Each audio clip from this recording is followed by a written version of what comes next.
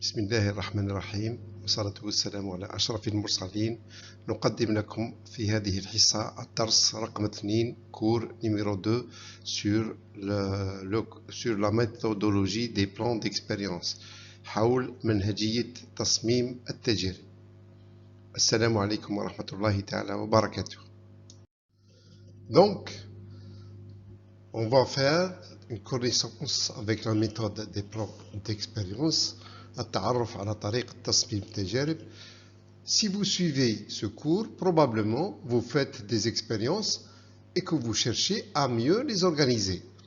Vous cherchez surtout à ne faire que des bonnes expériences, c'est-à-dire celles qui vont vous apporter la meilleure information expérimentale que vous puissiez espérer. Ce cours est rédigé pour vous aider. Il va vous décrire la méthode et les outils pour que vous ne fassiez plus que les bonnes expériences et que vous ne tiriez le maximum de l'enseignement. Vous prendrez vos décisions en connaissance de cause et vous trouvez des solutions à vos problèmes. Nous allons d'abord regarder comment s'intègrent les plans d'expérience dans le processus d'acquisition des connaissances, puis nous verrons les concepts de base qui permettent de bien définir une étude et comment l'on interprète les résultats des essais. إذا تابعت هذه الدروس فمن المحتمل أنك تقوم بالتجارب وتتطلع إلى تنظيمها بشكل أفضل. قبل كل شيء تحاول إجراء التجارب الصحيحة فقط وتبعد عن التجارب الخاطئة. التجارب الصحيحة التي تمنحك أفضل المعلومات التجريبية التي تأمل أن تكون نتائجها جيدة. هذه الدروس مهيئة لأجل مساعدتك. سنصف لك الطريقة والأدوات بحيث يمكنك إجراء إلا التجارب الجيدة وأن تحصل على أكبر قدر من المعلومات منها. ستتخذ قرارات صائبة وستجد حلولا لمشاكلك. سننظر أولا في كيفية ملائمة تصاميم التجارب لعملية اكتساب المعرفة. بعد ذلك سنرى المفاهيم الأساسية التي ستساعد في تحديد الدراسة وكيفية تفسير نتائج الاختبارات exploitation des résultats. Donc, dans la première étape, nous allons voir ce que c'est le processus d'acquisition des connaissances. عملية اكتساب المعرفة. Augmenter ses connaissances, c'est trouver une réponse à une question posée. Donc, on commence par se poser une ou plusieurs questions sur un sujet quelconque. Par exemple, si on désire connaître l'influence d'un engrais sur le rendement en blé d'une parcelle de terrain, on pourra poser des questions suivantes qui, bien sûr, ne sont pas limitatives, qui ne sont pas limitées. Donc, on peut mettre 4 questions ou 5 ou plus. La question numéro 1, peut-on obtenir 10 quintaux de blé de plus à l'hectare en augmentant la quantité d'engrais? Ça veut dire qu'on répond à une question, est-ce que l'engrais fait augmenter la production de l'hectare de terre?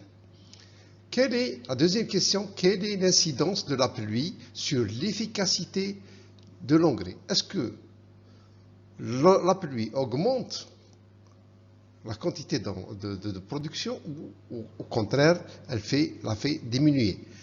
La troisième question, la qualité de blé restera-t-elle bonne si j'utilise cet engrais? Ça veut dire que est-ce que cet engrais peut avoir des points négatifs sur la production ou sur la qualité de production ou non?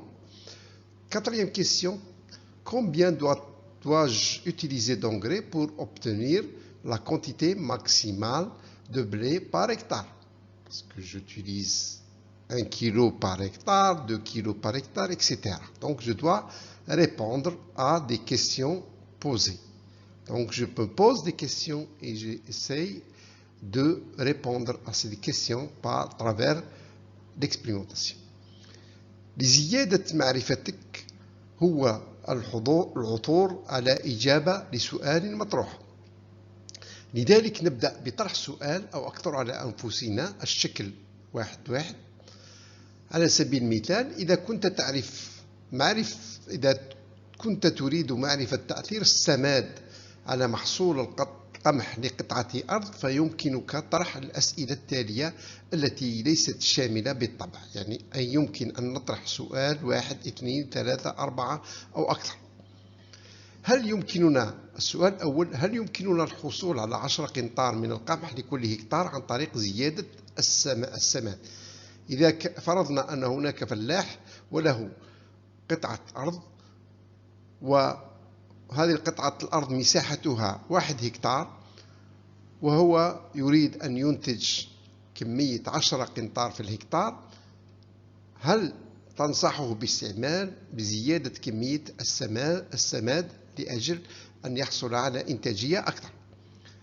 وهل أن المطر يزيد من إنتاجية أم العكس؟ كيف يؤثر المطر على كفاءة الأسمدة؟ يعني هل يؤثر على الأسمدة بحيث يزيد الإنتاجية أم العكس؟ هل ستبقى جودة القمح جيدة إذا استخدمت هذا السماد؟ إذا كان السماد يؤثر على القمح، على نوعية القمح أم لا؟ السؤال الرابع: ما هي كمية السماد التي يجب استخدامها للحصول على أكبر كمية من القمح لكل هكتار؟ هل أستعمل 1 مثلا في المية في الهكتار، أو 1 كيلوغرام في الهكتار، أو 10 كيلوغرام في الهكتار؟ ما هي الكمية التي تؤدي إلى إنتاجية أكثر؟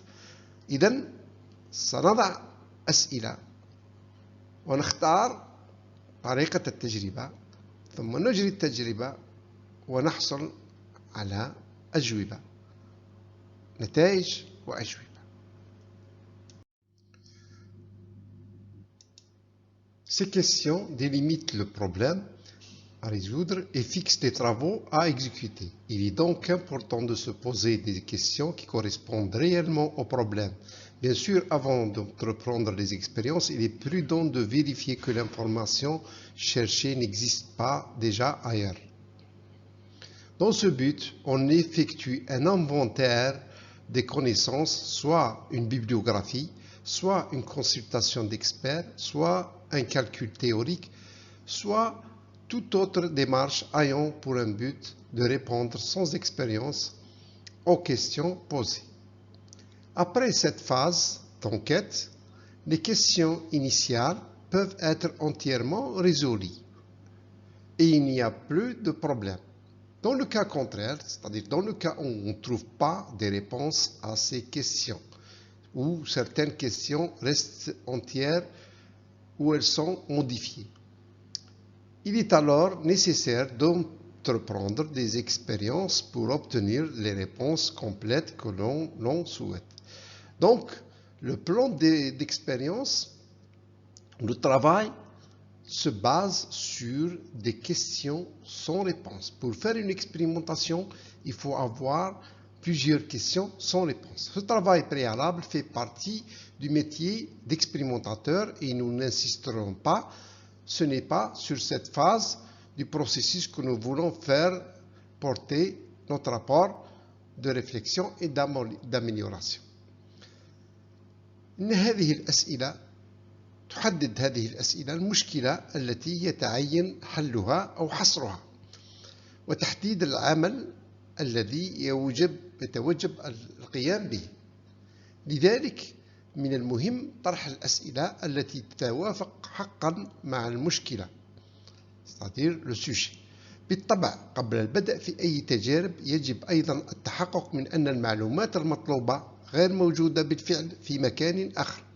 لهذا الغرض يتم إجراء جرد المعرفة recensement des connaissances، إما البحث في المراجع bibliographie، les thèses، les mémoires، أو استشارة خبراء، أو حساب نظري، أو أي نهج آخر يهدف إلى الإجابة دون خبرة على الأسئلة المطروحة.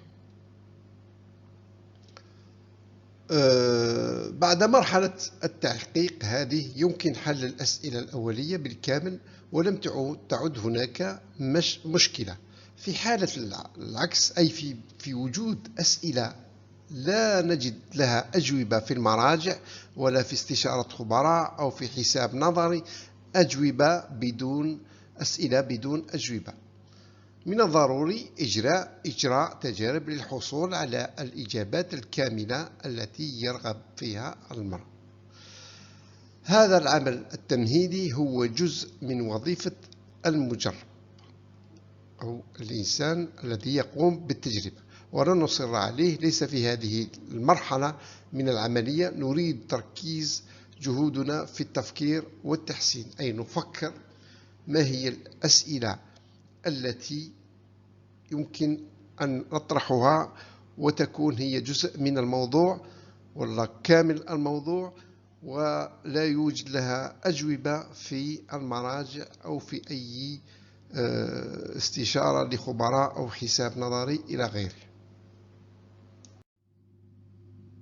Donc, n'ayons plus de questions, n'ayons plus que des questions sans réponse, c'est-à-dire on va rassembler toutes les questions sans réponse immédiate. Il faut maintenant faire des expériences. Comment peut-on choisir ces expériences? Donc, le choix des expériences se base sur certains points. Premier point, arriver rapidement au meilleur résultat possible. Deuxième point, éviter de réaliser des expériences inutiles. Troisième point, obtenir la meilleure précision possible sur les résultats. Quatrième point, permettre d'avancer à coup sûr. Cinquième point, établir la modélisation du phénomène étudié. Et sixième point, découvrir la solution optimale. Donc c'est le but des expériences. Les trois aspects essentiels du processus d'acquisition des connaissances sont les suivants. Le choix de la méthode de l'expérimentation, l'analyse des résultats, l'acquisition progressive de la connaissance. Examinons en plus de détails ces trois aspects, sachant que les expériences sont organisées pour faciliter l'exploitation des résultats et pour permettre l'acquisition progressive des résultats d'intérêt. توجد أسئلة فقط دون إجابات فورية.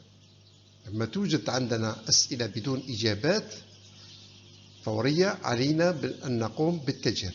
كيف نختار هذه التجارب؟ نختار هذه التجارب بحيث تحقق لنا 6 نقاط. النقطة الأولى تحقيق أفضل النتائج وبسرعة. النقطة الثانية تجنب إجراء تجارب غير ضرورية. النقطة الثالثة الحصول على أفضل دقة ممكنة عن النتائج.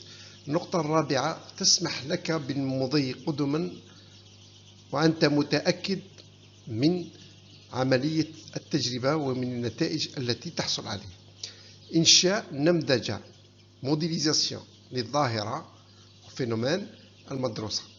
اكتشاف الحل الأمثل، وهو النقطة السادسة.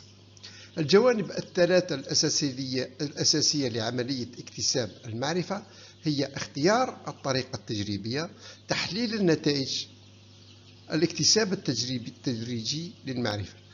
دعونا الآن نفحص هذه الجوانب الثلاثة بمزيد من التفصيل، مع العلم أن التجارب منظمة لتسهيل استغلال النتائج والسماح بالاكتساب التدريجي لنتائج الفائدة. Choix de la méthode d'expérimentation. اختيار طريقة التجريب. La méthode d'expérimentation choisie doit faciliter l'interprétation des résultats. يجب أن تسهل الطريقة التجريبية المختارة تفسير النتائج. Elle doit également minimiser le nombre des essais sans toutefois sacrifier la qualité. يجب أيضا أنها يتم تقليل عدد التجارب دون التضحية بالجودة. La théorie des plans d'expérience assure les conditions pour lesquelles on obtient la meilleure précision possible avec le minimum d'essais. On a donc le maximum d'efficacité avec le minimum d'expérience et par conséquent le coût minimum. تضمن نظرية تصميم التجارب الظروف التي يتم فيها الحصول على أفضل دقة ممكنة مع الحد الأدنى من التجارب، يعني أقل عدد من التجارب. لذلك لدينا أقصى قدر من المردودية مع الحد الأدنى من التجارب، وبالتالي الحد الأدنى من التكلفة. تحليل النتائج. Analyse des résultats. L'analyse des résultats d'expérience est facilitée par le choix initial des expériences. Les résultats seront faciles à interpréter et riches d'enseignements si l'on a bien préparé les expériences. يتم تسهيل تحليل النتائج التجارب من خلال الاختيار الأولي للتجارب. ستكون النتائج سهلة التفسير وغنية بالمعلومات إذا كانت التجارب معدة جيدا. Grâce aux ordinateurs et aux logiciels, la construction des plans d'expérience et les calculs nécessaires à leur interprétation sont devenus très simples. بفضل أجهزة الكمبيوتر والبرامج أصبح إنشاء التصميمات التجريبية والحسابات اللازمة لتفسيرها أمرا بسيطا للغاية. Ces outils favorisent également les représentations graphiques qui illustrent de manière spectaculaire les résultats et améliorent la compréhension des phénomènes. أصبح إنشاء التصميمات التجريبية والحسابات اللازمة لتفسيرها أمرا بسيطا للغاية. هذه الأدوات تعزز أيضا التمثيلات الرسومية التي توضح بطريقة مذهلة النتائج وتحسن فهم الظواهر. Acquisition progressive de la connaissance. الاكتساب التدريجي للمعلومات. L'expérimentateur qui entreprend une étude ne connaît pas les résultats. Il est donc sage d'avancer progressivement pour pouvoir réorienter les essais en fonction des premiers résultats. Une première ébauche permettra de mieux orienter les essais vers les seuls aspects intéressants de l'étude et abandonner les voies sans issue. Une première série d'expériences conduit à des conclusions provisoires. En fonction de ces conditions provisoires, on lance une nouvelle série d'essais. L'ensemble des deux séries d'expériences est utilisé pour obtenir un contour précis des résultats d'études. L'expérimentateur accumule ainsi les seuls résultats dont il a besoin et s'arrête dès qu'il a obtenu ce qu'il cherche. إن المجرب الذي يجري الدراسة لا يعرف بالنتائج مسبقا، لذلك من الأحسن العمل تدريجيا حتى يمكن إعادة توجيه التجارب بناء على النتائج الأولية. إن التجارب الأولية تمكننا من توجيه التجارب بشكل أفضل نحو النتائج المثيرة للاهتمام فقط من الدراسة والتخلي عن الطريق المسدود. إن السلسلة الأولى من التجارب تؤدي إلى استنتاجات مؤقتة. بناء على هذه الاستنتاجات المؤقتة نبدأ سلسلة جديدة من التجارب. يتم استخدام المجموعتين من التجارب للحصول على مخطط دقيق للدراسة، وهكذا يقوم المجرب بتجميع النتائج التي يحتاجها فقط ويتوقف بمجرد حصوله على ما يبحث عنه. شكرا على حسن انتباهكم، وهكذا ينتهي الدرس رقم 2 من لا ميثودولوجي دي بلان ديكسبيريونس، منهجية تصميم التجارب، وإلى اللقاء في الدرس رقم 3 وفرصة سعيدة إن شاء الله. السلام عليكم ورحمة الله تعالى وبركاته.